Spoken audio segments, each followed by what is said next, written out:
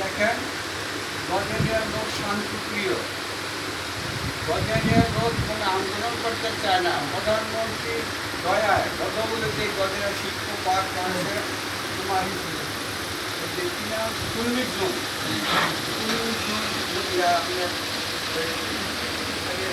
বাউসিয়া 19 জন হয়েছে, মনে নেই 19 জন হয়েছে, আরেকটা হয়েছে আপনাদের এখানে। এখন এই 6টি উপজেলা নিয়ে মেঘমতি জেলা একটি জেলা হবে ইনশাআল্লাহ।